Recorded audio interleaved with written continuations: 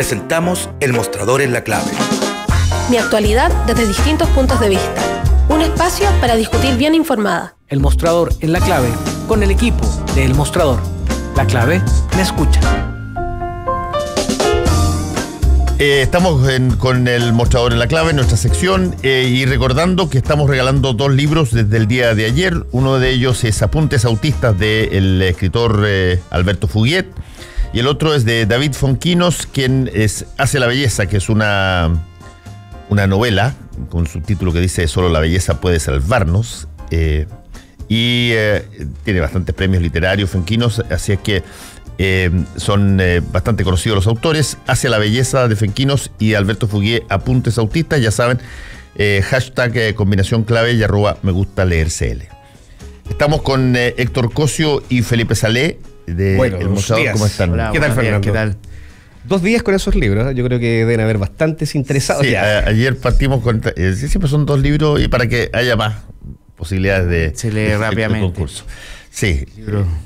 A ver, hoy no solamente es el aniversario del natalicio de Bernardo Higgins, 21 de agosto, sino que para todos los efectos noticiosos prácticos fue probablemente uno de los remesones, que ya habían habido varios antes, pero este fue muy potente, que hace exactamente un año se producía el hecho, el suceso en Quintero Puchuncaví, que tuvo probablemente el tema de la contaminación de las zonas de sacrificio más tiempo en la discusión pública y en la discusión de prensa, y que todavía tiene una serie de variables que están por verse y que probablemente van a ser resaltadas cuando se desarrolle la COP25 en Chile.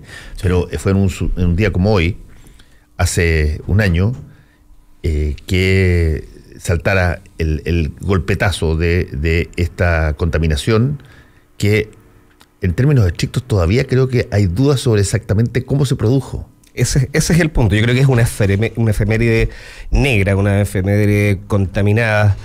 Exactamente, tú dices las palabras justas. Pasaron un año, el 21 de agosto del 2018, el sector del corredor industrial de Concón, Ventanas, Quintero y Puchuncaví comenzó a generar una noticia que dejó a gran parte de la sociedad muy consternada, porque se trataba de intoxicaciones masivas. Más de 300 niños el año pasado empezaron a llegar a los EFAM, a los consultorios de la ciudad, aquejados de dolor de cabeza, aquejados de vómitos, se suspendieron las clases, y se inició en ese minuto se puso el foco sobre una situación que veníamos arrastrando hace muchísimo tiempo. Lo hemos dicho varias veces.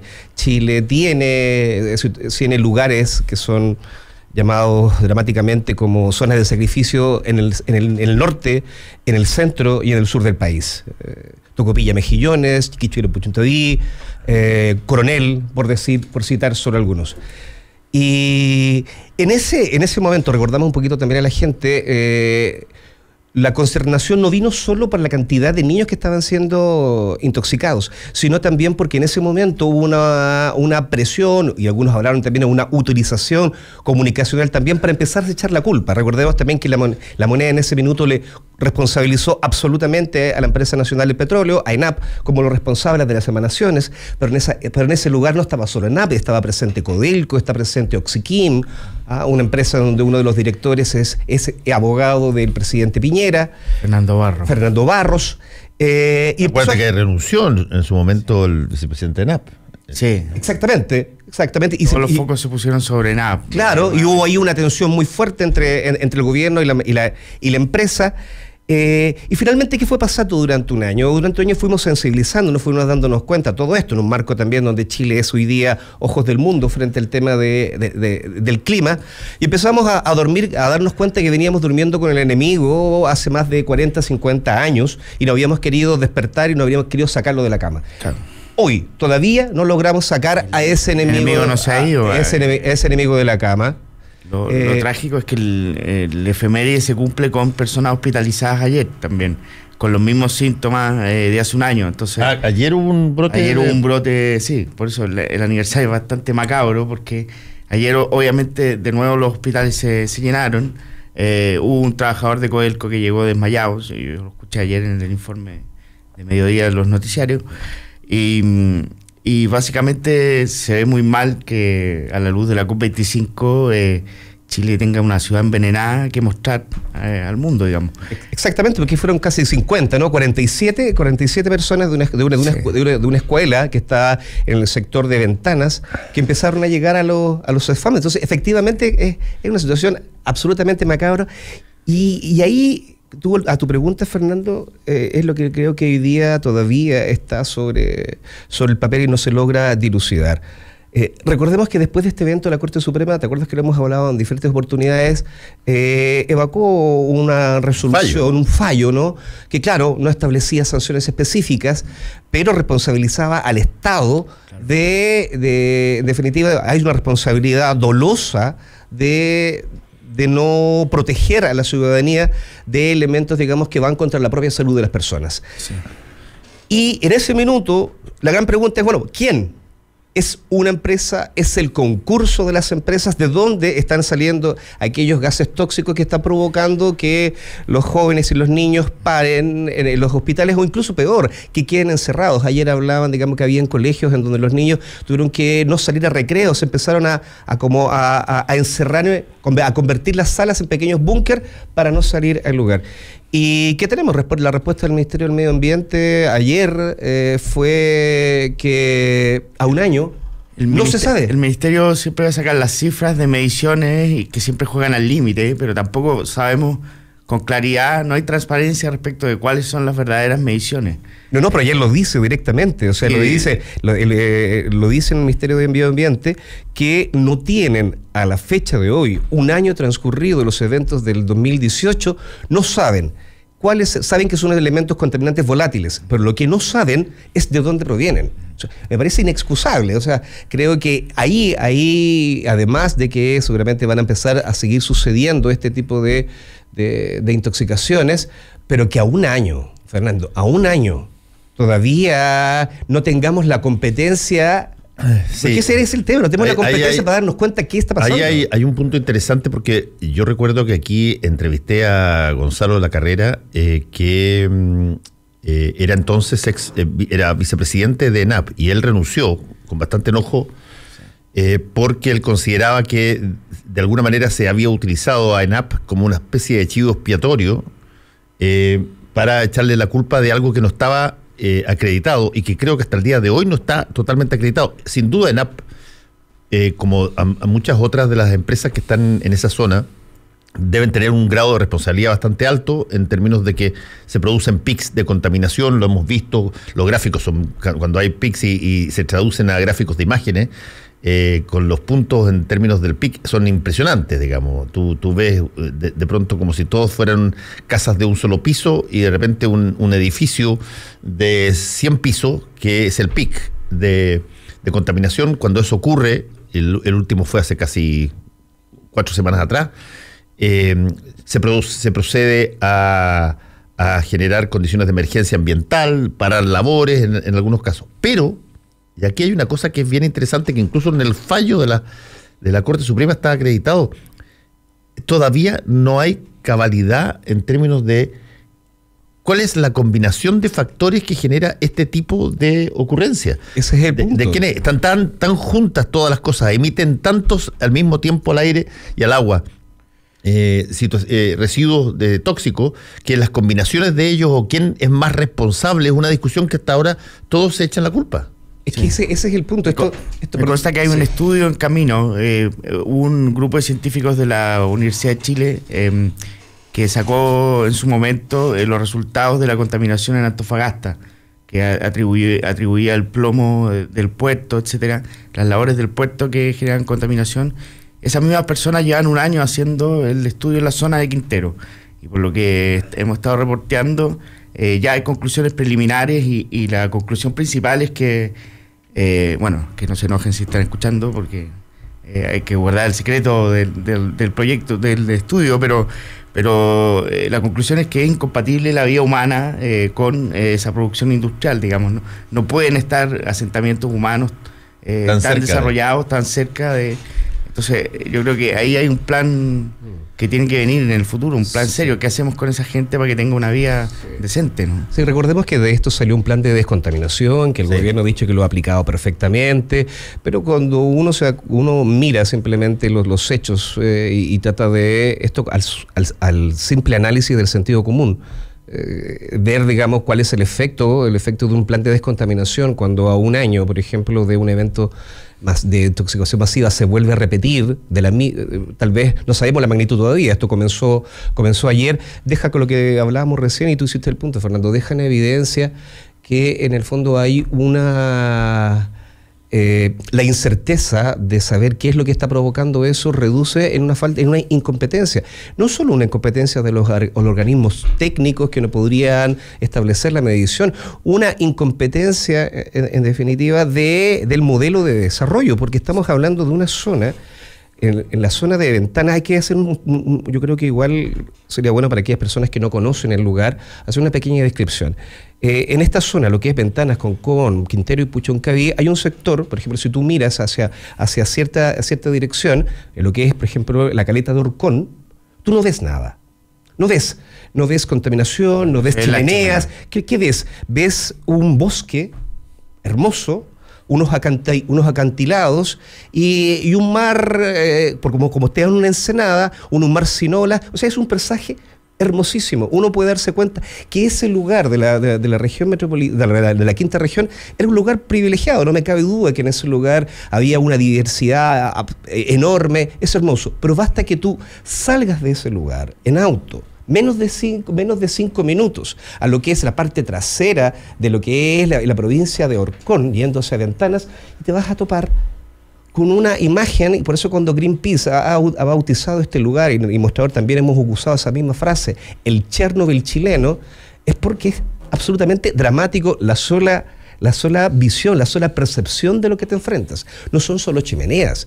Sí, y en eso también quería hacer otro punto. Cuando uno se da que es un concurso de empresas, y como dice bien Felipe, es incompatible la vida con la vida humana al lado, digamos, de estos cordones industriales, resulta que es paradigmático que nadie tenga la culpa, porque cuando no se logra identificar que es alguien el que tiene la culpa o tomar una decisión incluso más robusta, es decir, es el concurso de todas las empresas, los responsables, mientras no exista y mientras la autoridad, porque podemos tener estudios independientes, pero mientras la autoridad no toma una decisión clara respecto de que esto fue una empresa o el concurso de unas empresas, tienes lo de Fuente Ovejuna. O sea, si son todos culpables, nadie lo es. Claro. Vamos a ver cómo lo maquillan para la COP25. Insisto que para la imagen internacional de Chile es horrible, organizando una cumbre que tiene que ver más encima con el cuidado del mar,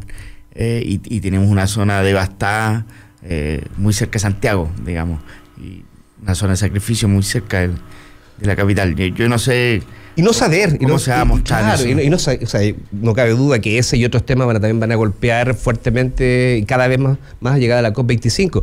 Pero no saber. Y eso hay que hacer el punto en eso.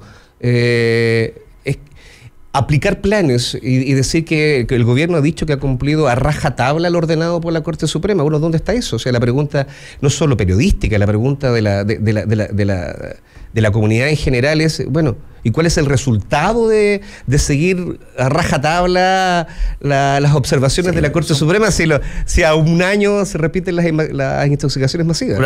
Respuestas conceptuales. Estamos trabajando, pero no se sabe con exactitud en qué, ni cómo, ni a qué escala se ha podido solucionar algo.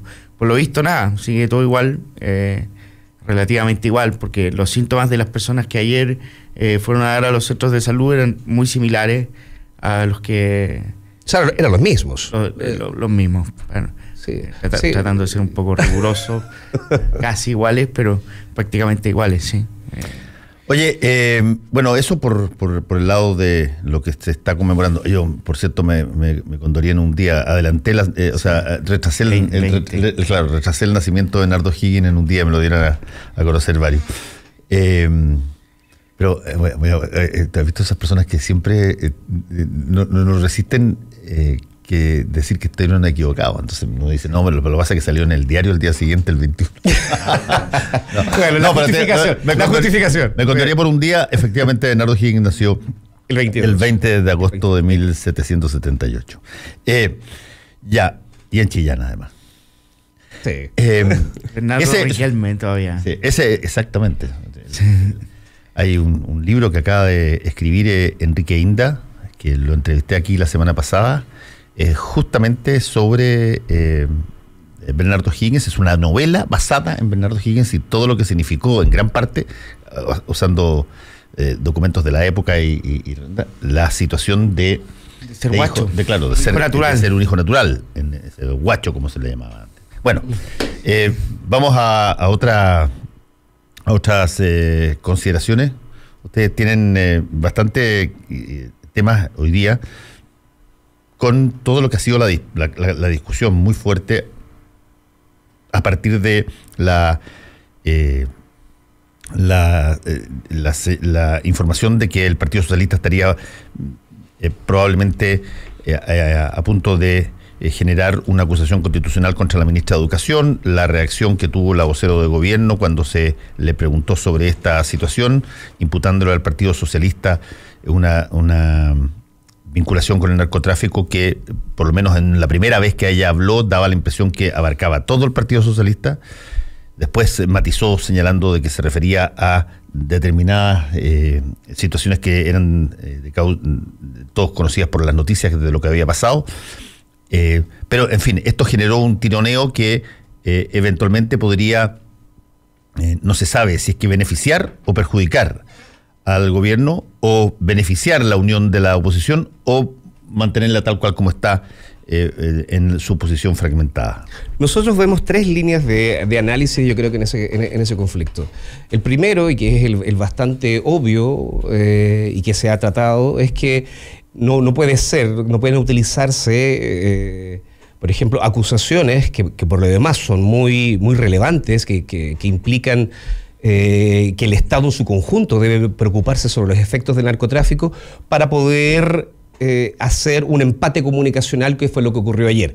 Lo que está sobre la mesa, que es el primer digamos, forma de análisis, claro, tiene que ver con una intención del gobierno de poder aquilatar o disminuir o de alguna manera pagar con la misma moneda lo que estaba haciendo el Partido Socialista, de reiteradamente pedir una acusación constitucional contra la ministra Cubillos de Educación. Y eso, de alguna manera, genera que el gobierno le dice, bueno, ¿y cómo andamos por casa, no?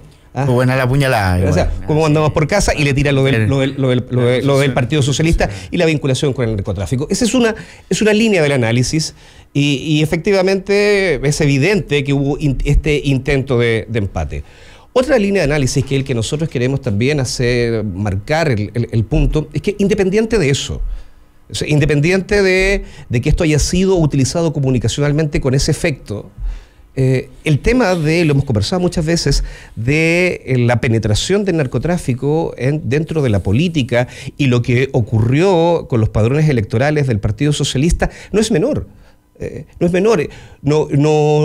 puede de alguna manera también ocultarse o taparse o maquillarse ese problema, que también es de fondo, por el simple hecho de detectar que esto se logró volver a sacar sobre el relieve público para un intento, digamos, de empate comunicacional. El tema del Partido Socialista no puede hacerse en definitiva, en palabras bien coloquiales, el leso con esto. Se lo hemos dicho en determinadas oportunidades.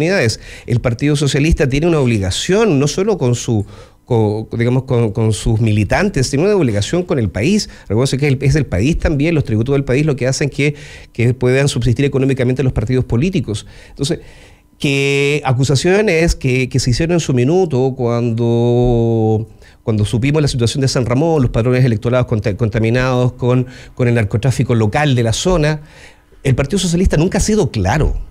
nunca se ha sometido al escrutinio público de una manera absolutamente abierta. Sanciones internas nomás, a Aguilera y familia, ¿no? Claro, pero que tú puedas, por ejemplo, efectivamente hacer un trazado de transparencia, tienes que exponerte al escrutinio público, no puedes escudarte de un ataque comunicacional para decir que efectivamente tú has escondido la cabeza durante todo esto. No estamos hablando de que tal vez los grandes líderes tengan una vinculación directa, tengan cuentas secretas de narcotráfico en paraísos fiscales. No estamos hablando de eso. Estamos hablando de que el narcotráfico contamina las instituciones, lo sabemos a lo largo de todo lo que ha pasado en Latinoamérica de manera feroz, y la única manera de poder intentar detener eso es con la transparencia. Entonces es importante marcar el punto que detrás de lo que pudo haber sido un intento de empate comunicacional, el Partido Socialista nunca hasta la fecha ha tomado este tema con la debida importancia que se merece. Entonces es importante destacar ese punto, por eso que hablo de dos tipos de análisis. El primero, que es el empate comunicacional, y el segundo, que tiene que ver con un hecho que efectivamente todavía no ocurre, que no ha habido transparencia en torno a los padrones electorales del Partido Socialista y su eventual vinculación con el narcotráfico. Sería muy bueno aprovechar esta oportunidad, en donde el debate está por un lado, para que el Partido Socialista también se haga responsable de esto. Y yo creo que para que se vea el tema en su conjunto, porque es cierto lo del socialismo, es cierto lo del PS, es súper evidente gracias a una investigación periodística que lo descubrió, pero esto es una cosa que está ocurriendo en las comunas periféricas de todo Chile. Los alcaldes de derecha también, nadie ha sido tan explícito, pero se sabe que tienen que tener una mancomunión pacífica con los clanes de narcotráfico, que son un grupo de presión, que tienen que tenerlos bien. Como tú decías, a lo mejor no hay cuenta en las Islas Caimán y tenemos que justamente prevenir que eso ocurra, pero sí hay una cohabitación entre la política, los alcaldes judíos. O sea, preguntémosle al alcalde de Puente Alto cómo tiene que llevársela con los clanes de Renovación Nacional, de narcotráfico. De Germán Codina. Claro, probablemente no está contaminado el padrón de Rennes, no sabemos, no creo, no hay ninguna evidencia al respecto, pero sí hay una cohabitación permanente con estos grupos de presión que son narcotraficantes. Entonces tampoco acusemos. Sí, yo estoy de acuerdo en que aquí hay dos esferas. Una esfera es el argumento que tú usas para tratar de desacreditar una medida absolutamente legal y dentro de las facultades de la Cámara de Diputados, que es la posibilidad de una acusación constitucional en contra de, en este caso, la ministra de Educación. De hecho, han habido, y los conocemos, montones de acusaciones constitucionales, ¿no es cierto? Yo no recuerdo, por ejemplo, que se haya argumentado en algún momento dado que, qué sé yo, el partido con más imputados por financiamiento ilegal de la política tenga invalidez para generar una acusación constitucional con un exministro por el solo hecho de que estaba involucrado varios de sus personajes, involucrados y condenados algunos en términos de una estafa al sistema. Me parecería exactamente absolutamente impropio que se intentara generar no una situación de empate, sino una situación de zafar de una situación que las acusaciones constitucionales en general, y esta yo la encuentro bastante débil, para serte franco, el Frente Amplio ya se retrogue, de hecho. Son cosas que han pasado, se han caído muchas, la gran mayoría se han caído, la minoría se han concretado, y es una facultad que se tiene y que cuesta pensar que eventualmente se cercere esa facultad en función de comportamientos individuales de partidos, porque bajo esa lógica le vamos a encontrar a todos los partidos que eventualmente acusen a alguien algún tipo de yaya.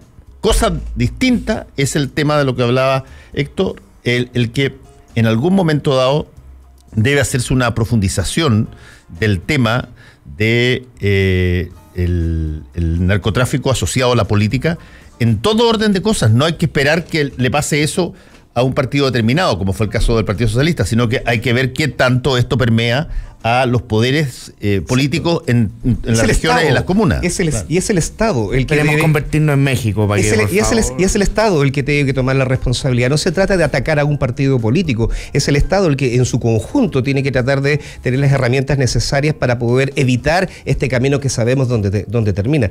Además, y antes de irnos a la pausa, esto también es como un flaco favor, porque en el fondo aquí con los desaguisados comunicacionales, el Partido Socialista se está escudando también precisamente en este ataque para no rendir cuentas, porque está diciendo lo siguiente: bueno, si la ministra Cecilia Pérez está acusando al Partido Socialista de tener vinculación con el narcotráfico, entonces vamos a pedir al Ministerio Público que investigue. Entonces es el Ministerio Público el que tiene que investigar. Lo que está pidiendo, en definitiva, la comunidad y la ciudadanía, no es solo que se hagan investigaciones judiciales, sino que los partidos aludidos con este tipo de cosas, que aseguran no tener ninguna vinculación, bien que lo demuestren, que abran. O sea, sé que el tema de los padrones electorales es un tema que no solo tiene que ver con los votos, tiene que ver con una actitud. Sí. Y también creo que es tremendamente transversal aquello. Vamos a seguir conversando en un ratito más. Para hacer un buen negocio, necesitas ser un gran anfitrión. Para organizar un seminario productivo, debe elegir el lugar correcto. Visite Hotel Nogales y compruebe que superamos sus expectativas. 5 salones de hasta 300 personas con equipos audiovisuales, estacionamiento y Wi-Fi de alta calidad. Cotice en hotelnogales.cl o al 2233 56 958. Hotel Nogales, Los Nogales 741, Providencia. Llega a los cines Presidente Bajo Fuego. El atentado final ha comenzado. I made some breakfast. You want some? Oh, no, babe, I gotta go. La tercera parte después de Olimpo Bajo Fuego y Londres Bajo Fuego. Protagonizada por el ganador del Oscar, Morgan Freeman, y Gerald Butler, quien es acusado de intentar asesinar al presidente de los Estados Unidos. Si eres un amante del cine de acción, recuerda Presidente Bajo Fuego. Estreno este 22 de agosto en todos los cines. Porque nos conectamos con el planeta y somos ecorresponsables, promovemos prácticas sustentables para que tengas a diario una taza de café con un sabor 100% orgánico, libre de pesticidas, químicos y fertilizantes. Un sabor puro e inigualable. Disfruta de la naturaleza y sus bondades. Vive la vida que amas. Vive cada momento. Marley Coffee te desea un gran día. Alegra tu día con Marley Coffee.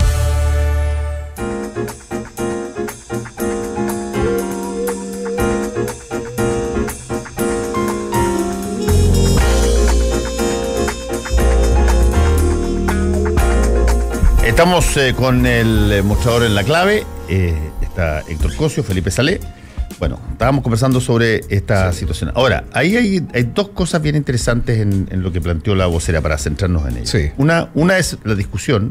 Yo tengo posición al respecto, la día de ayer, digamos, respecto de si esto es espontáneo o si esto es... Eso responde a una estrategia ahí de... Una estrategia de, oye... comunicacional. Claro. Te van a hacer una pregunta de estas características, la respuesta debiera ser... Yo tomé una bomba que obviamente tapó otras cosas. Hay gente que, por lo menos a mí de las que le he preguntado, que ha hablado de las dos formas. He dicho, mira, esta sí, yo creo que es totalmente espontáneo. Fue una cosa que salió de la vocero, y otras personas me han dicho, mira, yo creo que, incluso estoy hablando de personas de Chile Vamos, sí, que me dicen, mira, yo creo que esto alguien tarde o temprano tenía que decirlo, tenía que hacerlo, tenía que asociarlo, y esta era la oportunidad, y el gobierno que se quiere que esto se... Aquí hay dos cosas que me parecen sumamente graves. Voy a poner una situación total y absolutamente ficticia. Una de las cosas que, creo yo, no se pueden nunca hacer es entregarle al narcotráfico un arma que no tiene para poder presionar o chantajear a la esfera pública. Y yo tengo la impresión que ayer se le entregó al narcotráfico indirectamente, sin ninguna intención, pero se le entregó un arma poderosísima, que es el arma del chantaje. El chantaje al funcionario público con decirle, mira, nos encantaría que los carabineros miraran para otro lado, porque la posibilidad que sigan jodiéndome en tal región, en tan comuna de algún alcalde de Chile Vamos, puede terminar en que aparezca una filtración de que en realidad también hay de los nuestros en esta comuna asociados ahí. Vamos a filtrar un par de cosas que revele esto y dejamos caer 2 o 3 de los nuestros, no tenemos ni un problema. Me parece que el narcotráfico ayer se benefició con la posibilidad de administrar, si es que efectivamente es así, con administrar la información que se sabe o que no se sabe respecto de esa situación para obtener un beneficio respecto de su gestión. Y eso me parece peligrosísimo, peligrosísimo. El sindicar a un solo partido como parte de esto eventualmente llama a que uno empiece a investigar si es que acaso esto es más transversal y eventualmente si es que esto se generara una suerte de informaciones de que hay otros alcaldes que están comprometidos o por lo menos que tienen una vista gorda respecto a esta situación. Yo no voy a saber nunca en esa filtración si es que acaso no es el fruto de un chantaje o no es fruto de algún tipo de ese punto de vista. Creo que el narcotráfico se debe siempre tratar como un problema nacional, no como un problema local. Lo local te lleva a lo nacional, lo local te sirve para pensar sobre un problema nacional. No es un problema que está reducido o establecido en una comuna o está reducido y establecido en un partido, porque, te repito, en cualquier momento pasa, y lo hemos visto en otras circunstancias, pasa de que las palabras que tú dices de repente se vuelven en tu contra. Sí, tienes que dar explicaciones por cosas que estaban mucho más cerca de lo que tú creíste que estaban, porque alguien quiso infligirte un daño o quiso aprovechar la oportunidad para tener una ventaja. La escena de los carabineros mirando para el lado no es tan ficticia. Hay que ver los funerales de narcotraficantes llenos de balas, llenos de fuegos artificiales y de desorden público que se realizan en la total impunidad. O sea, eso demuestra lo que trataba de decir hace un rato, que existe una cohabitación muy incestuosa, una relación muy notoria, y que, por supuesto, con estos episodios el chantaje queda mucho más al descubierto, la posibilidad de un chantaje, digamos, de parte de estas bandas criminales. Entonces, no sé. Sí, yo comparto. ¿Dónde está el Ministerio del Interior y la inteligencia? Sí, yo comparto plenamente la visión también que acabamos de exponer y que había decir Fernando, porque entregarle herramientas públicas mediante los medios de comunicación al narcotráfico es muy peligroso, porque efectivamente estamos frente a un problema que es de carácter de Estado, es un problema de carácter nacional. Tal vez el ejemplo que tú dabas, Fernando, puede ser, pero por ahí otros también. Basta que un narcotraficante que sabe que está siendo investigado haga una llamada telefónica.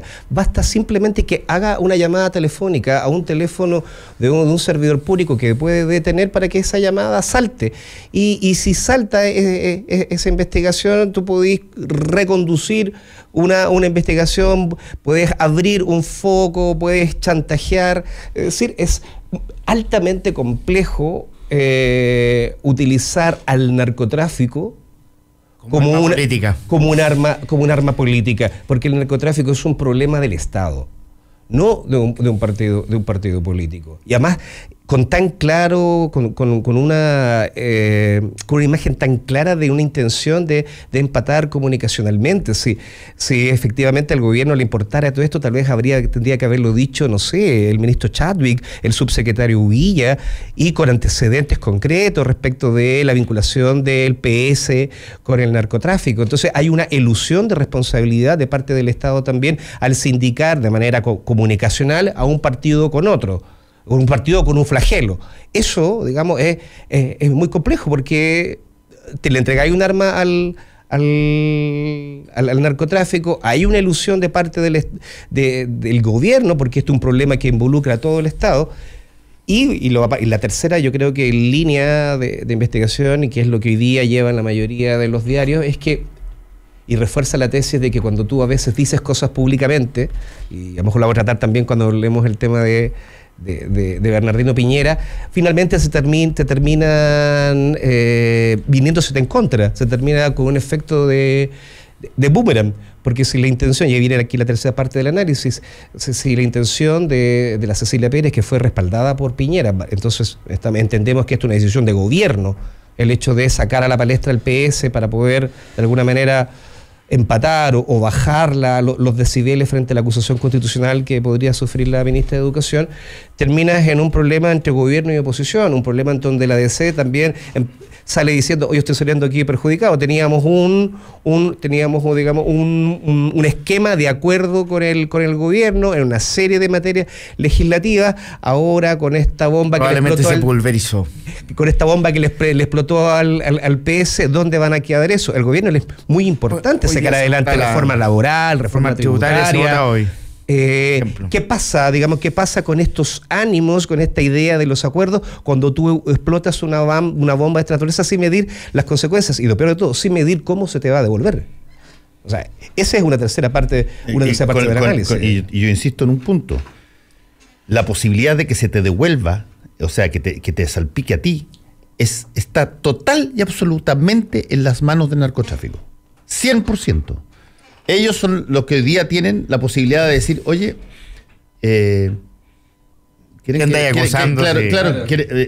necesitamos que miren por otro lado, necesitamos hacer esta cosita, o si no, de repente filtramos relaciones aquí y acá. Y eso no tiene ningún problema. Hay que recordar una cosa, yo lo he dicho algunas veces acá, hay que recordar que una de las estrategias del narcotráfico es que después de un determinado tiempo, y eso lo vemos nosotros en las noticias, de pronto pillan un avión que viene proveniente de Bolivia y con, qué sé yo, 200 kilos de cocaína. Calculado, muy calculado. Y uno dice, ¿qué fue lo que pasó? Y esto lo cuento porque lo conté así. Yo, cuando la segunda vez que caí preso en dictadura, caí junto con el periodista Iván Badilla de Revista Análisis, los dos, en la cárcel vieja de Valparaíso. Y en la celda del lado había un tipo que había caído con 500 toneladas de cocaína en un barco en Valparaíso. Y el tipo nos contaba, pero con total y absolutamente apertura, dice, mira, nosotros tenemos como estrategia cada cierto tiempo dejar caer a alguien que tiene ciertas ventajas. ¿Cuáles son las ventajas? Una, tú caes donde tú quieres. Yo había nacido en Valparaíso, toda su vida lo había hecho en los carteles de bolivianos. Tú caes donde tú quieres. Y segundo, tú nunca más vuelves a la red. Es la forma de salir. Cumples una condena, haces todo lo que quieras en formas, etcétera, te pasas 10 años, 12 años, con buena conducta, sales y no vuelves nunca más a caer y estás forrado porque te ponen plata a tu familia en otro lado. ¿Y por qué le dije yo cuál es esta idea de dejarte caer? Pues muy sencillo, porque si no te pillan, te buscan. Si no te pillan, te investigan. Si no te pillan, hacen la pega. Entonces, les facilitamos que encuentren algo cada cierto tiempo para que no hagan la pega que podrían hacer en caso que esta cuestión fuera una suerte de parapeto entre uno y otro. Y por lo tanto, a mí siempre me reverberó esa situación de, mira, si es que no nos dejamos caer de vez en cuando, se hace bien la pega. Entonces, mejor cada cierto tiempo encontrar personas que salgan puestos ahí, que se muestre la droga y que... En una industria multimillonaria que no solamente maneja flujos de dinero muy importantes, lo hemos sabido, además está lleno de películas y libros y historias sobre los poderes, cómo logran contaminar los otros poderes el dinero del narcotráfico. Eso es un costo de producción. O sea, son costos de producción asociados al negocio, el que tú puedas pillar kilos de cocaína. Y además es muy, en Chile, me parece, siempre lo he dicho, muy dramático. Nosotros acá en Chile recibimos cada cierto tiempo información sobre kilos incautados. Y cuando se consulta, ¿y de quién eran en eso? Fue una fuente anónima.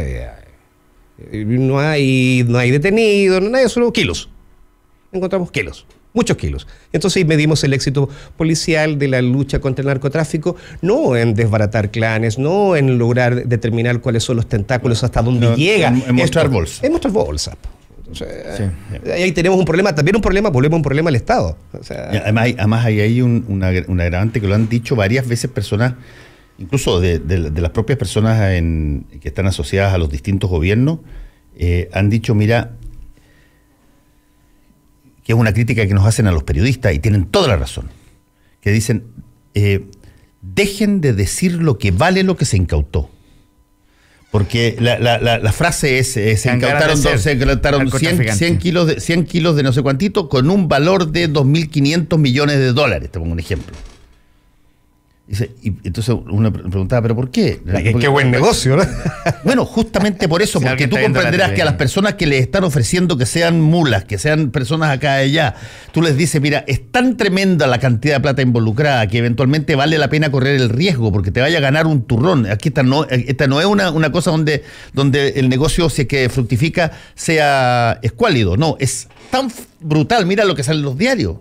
La cantidad de plata que está involucrado, que mucha gente dice, no tengo cómo competir, ningún trabajo puede competir con esto. Y por lo tanto, no pongan los kilos, pero no pongan los precios, nos decían las personas que trabajaban el tema del narcotráfico. Y fíjate que yo escuchaba siempre toda la razón. Yo fui director de La Tercera, traté de evitar lo más posible de que se asociara lo incautado a un monto.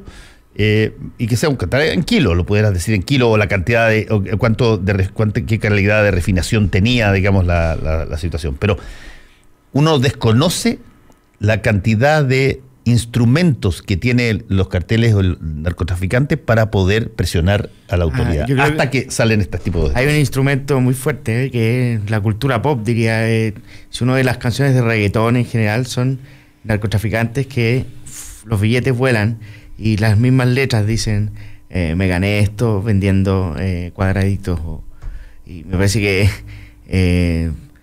hay una batalla perdida por ahí, porque la juventud lo ve, la juventud en la que yo ya no estoy, pero la juventud ahora lo ve como un camino legítimo. No, oye, no es legítimo, pero es un camino donde...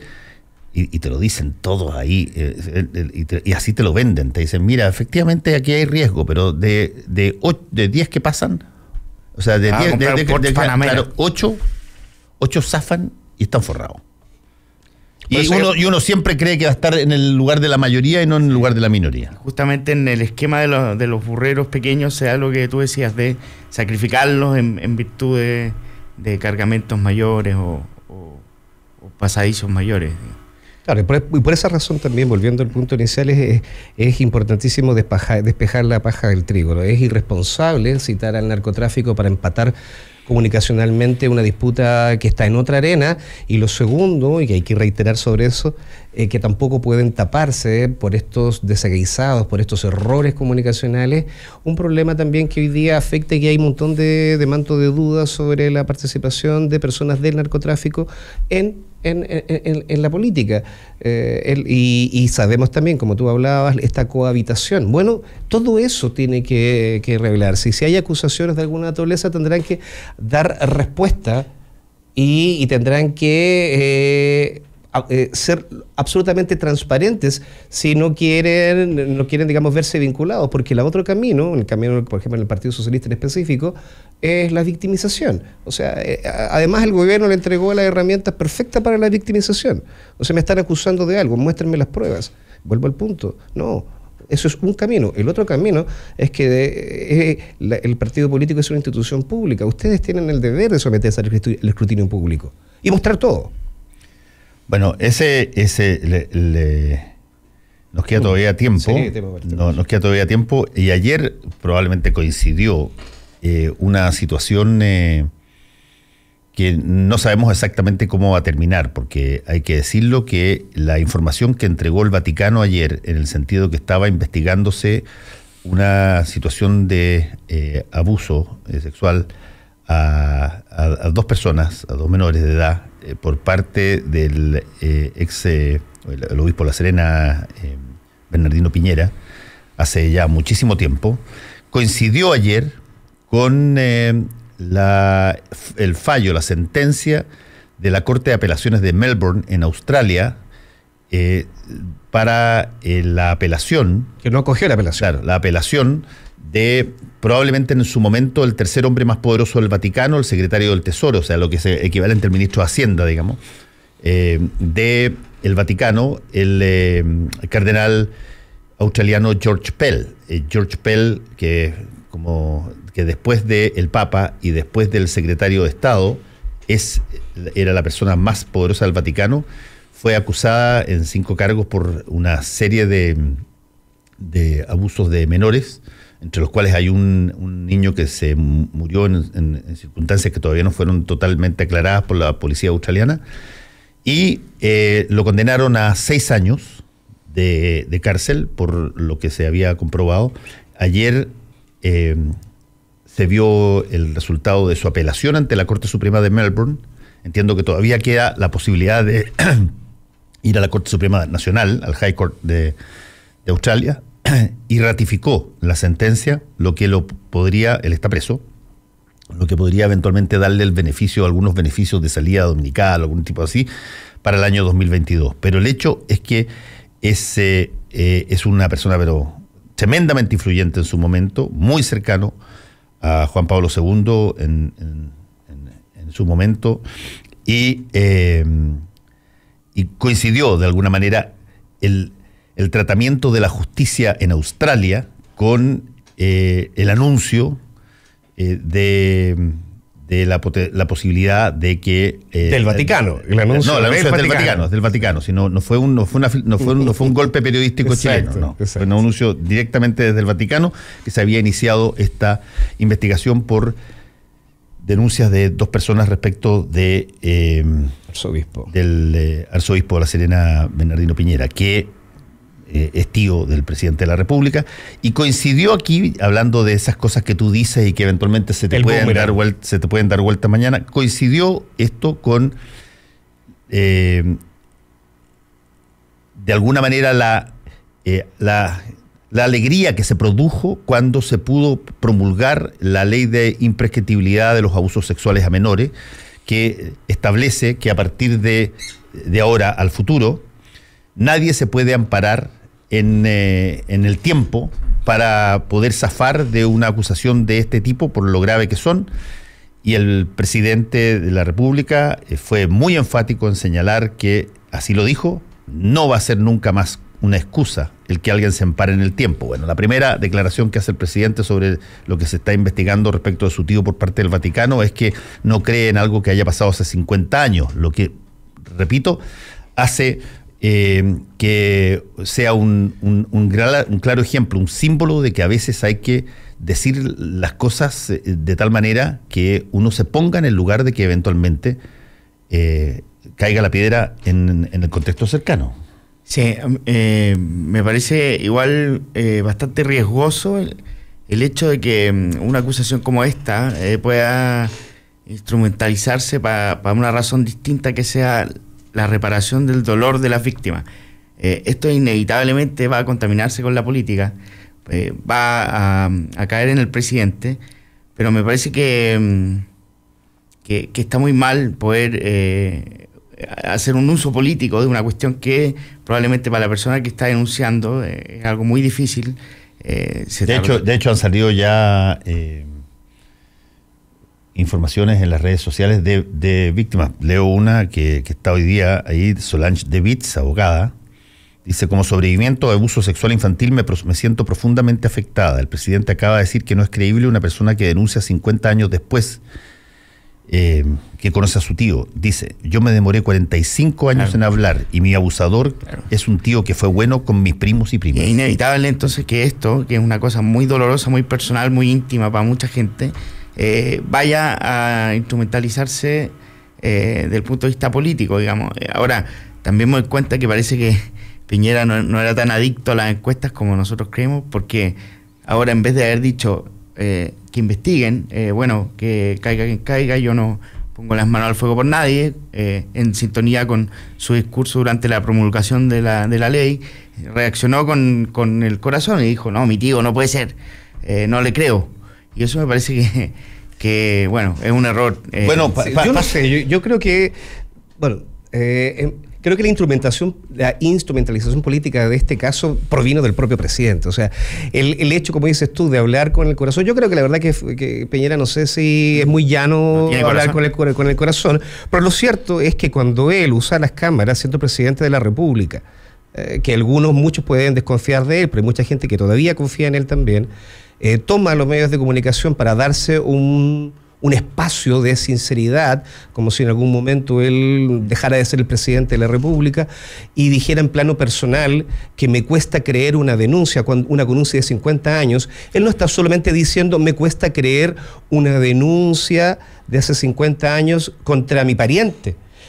Cuando él dice eso, está diciendo, me cuesta creer en todas aquellas denuncias. No, estoy haciendo la interpretación. Estoy haciendo la interpretación. Claro, cuando presidente eso va directamente contra lo que se acaba de promulgar. Pero, claro, y va contra lo que se acaba de promulgar, pero además también pone una presión muy fuerte sobre las víctimas y sobre las investigaciones en general. Es decir, es como decir, aquellos casos de abuso sexual que hayan pasado sobre determinado tiempo pierden credibilidad en su... Bueno, eso es todo lo que deja de ser así a partir de la ley de imprescriptibilidad. La ley de imprescriptibilidad lo que hace es justamente es no extinguir el tiempo para que eventualmente se denuncie, y por lo tanto, si no se extingue el tiempo, cualquier tiempo de alguien que sea es válido. Pero por supuesto. Ahora, déjame decirte una cosa.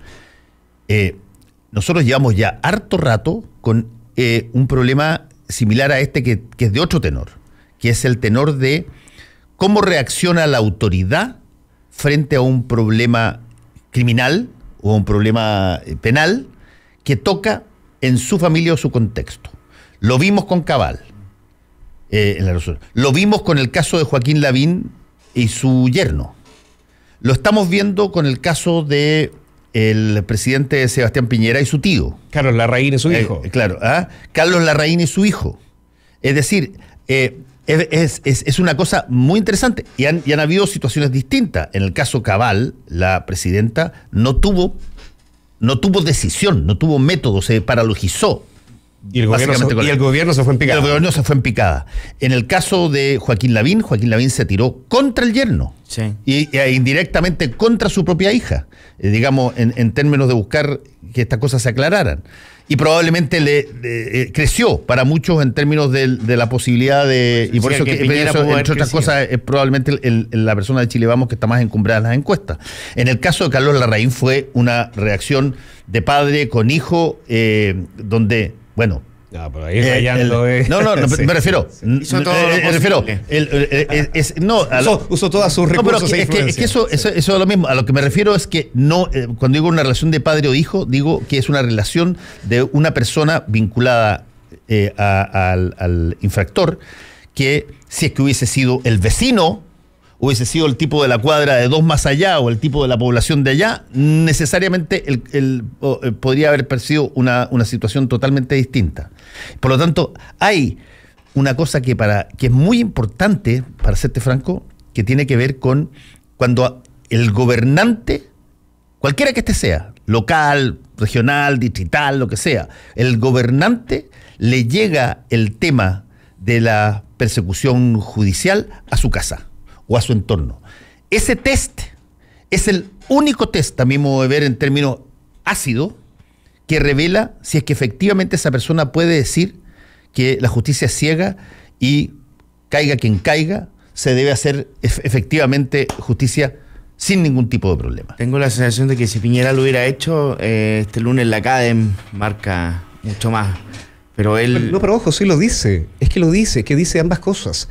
O sea, dice que digamos que estos temas deben investigarse, pero después, a renglón seguido, habla a título personal. Y ese es el mayor problema. Por eso que no creo que sea una utilización política. No, él politiza el tema al hablar en plano personal, porque lo que antes podría haber sido una acusación más contra un sacerdote más, de un nuevo delito que se conoce, si hemos hablado desde Renato Poblete, o sea, hay muchísimos curas, sería un sacerdote más.